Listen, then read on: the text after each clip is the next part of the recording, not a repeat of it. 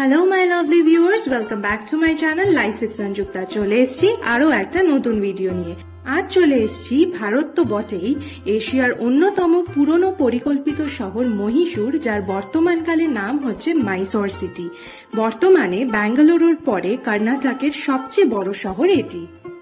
শুধু মাইসোর প্যালেস না, ঘুরে দেখে নেব এই সুন্দর শহরটিকে, আর সঙ্গে নিয়ে যাব এই শহরের একটি খুবই জাগ্রত এবং গুরুত্বপূর্ণ মন্দিরে। তাই থাকতে হবে ভিডিওটার শেষ অবধি। প্রথমেই বলে নিই, এই মাইসোর শহরে তোমরা পৌঁছাবে কেমন করে। কলকাতা টু মাইসোর ডিরেক্ট ফ্লাইটে আসতে পারো, সেক্ষেত্রে ভাড়া পড়বে অ্যাপ্রক্সিমেটলি 7 থেকে 8 হাজার টাকা ফর ওয়ান ওয়ে। এছাড়া তোমরা ভায়া ব্যাঙ্গালোরও আসতে পারো, সেই ক্ষেত্রে কিন্তু ফ্লাইটের চার্জটা অনেকটাই কম পড়বে, অ্যাপ্রক্সিমেটলি 5.5 থেকে 6 হাজার টাকা পার হেড ওয়ান ওয়ে।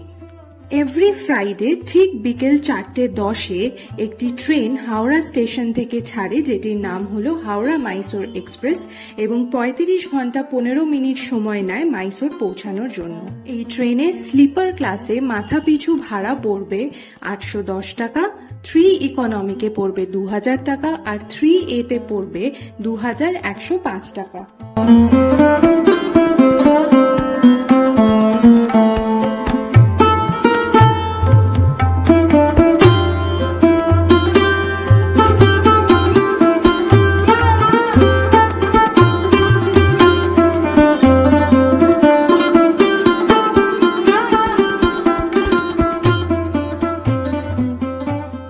এবার তাদের উদ্দেশ্যে বলি, যারা আমার মতো ব্যাঙ্গালোর টু মাইসোর একদিনের একটি ট্রিপ প্ল্যান করার কথা ভাবছো।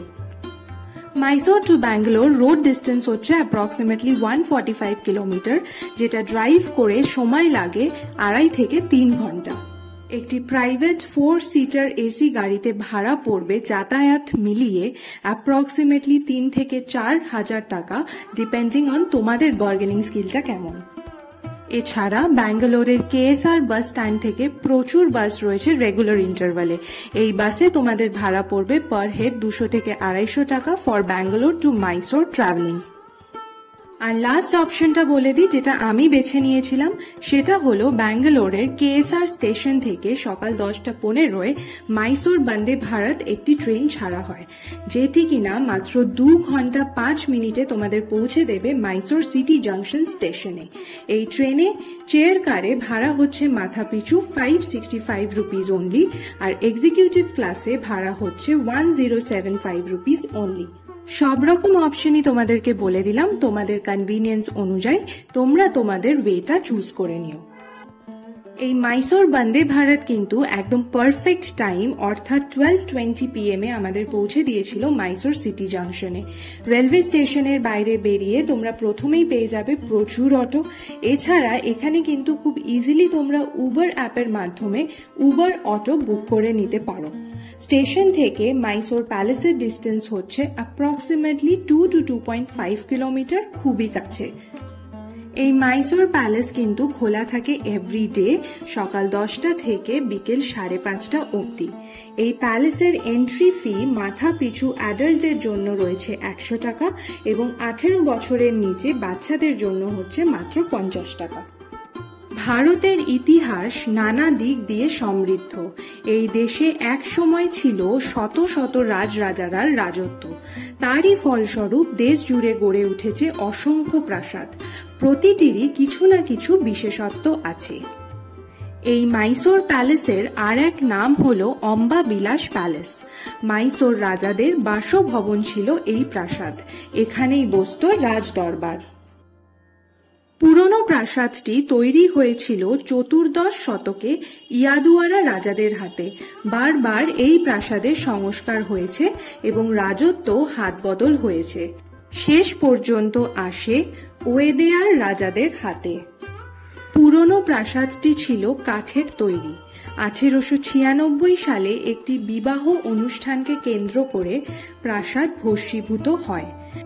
মাইসোরের রাজা চতুর্থ কৃষ্ণরাজ ওয়েদেয়ার এবং তার মা মহারানী কেম্পানান জাম্মান্নি দেবী হেনরি আরউইনকে নতুন প্রাসাদ নির্মাণে বরাত দেন।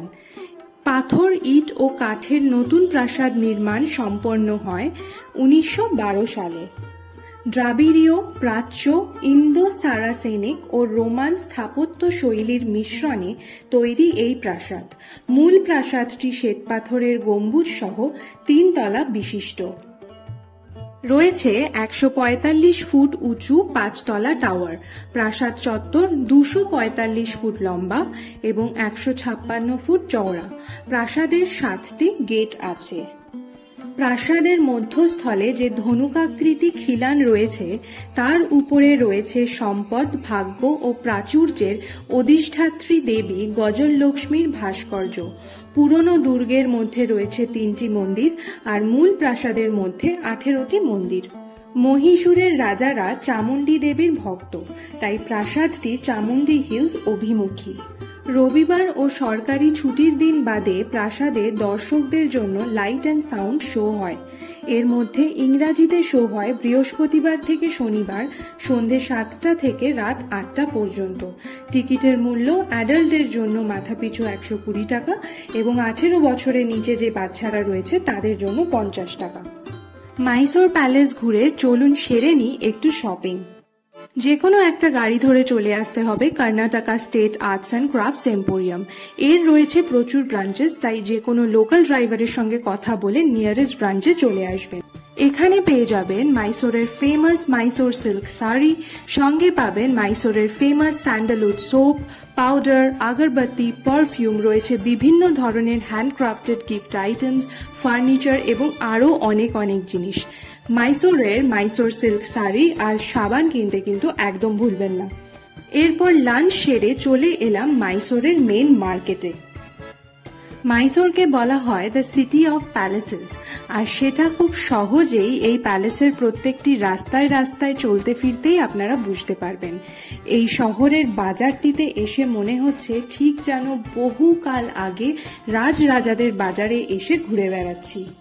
এই শহরের আভিজাত্য, সাবেকিয়ানা ও সহজাত ভাব মনে ছাপ ফেলে যায়। রাজবংশের প্রতিনিধিরা বহু বছর এই এলাকা শাসন করেছেন।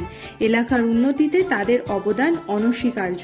তবে সৌন্দর্য ও বৈচিত্র্যে ভরা এই দক্ষিণ ভারতের শহর সম্পর্কে যতই বলি কমই বলা হবে।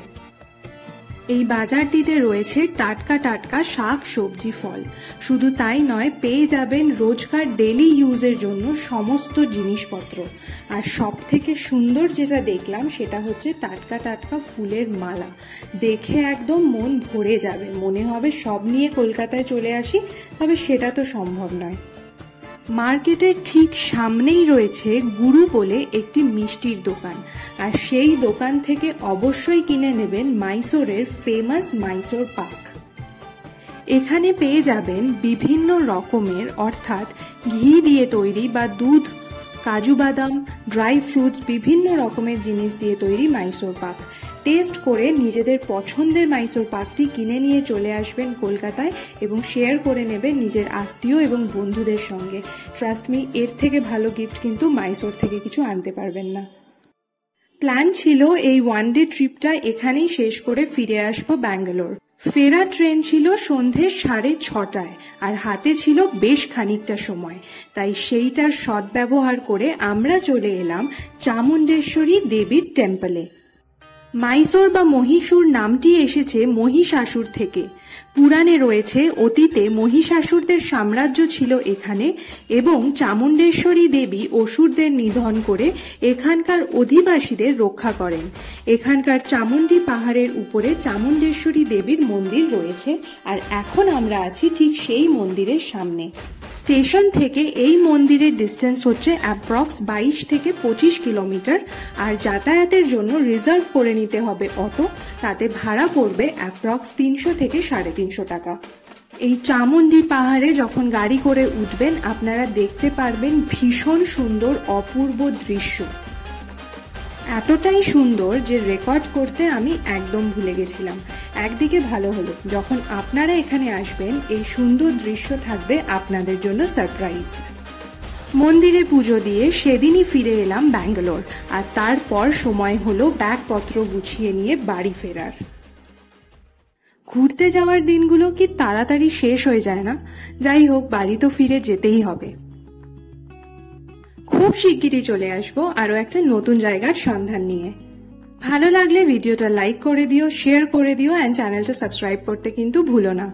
কোনো প্রশ্ন থাকলে কমেন্ট সেকশনে জানিও। Tata, bye bye, see you.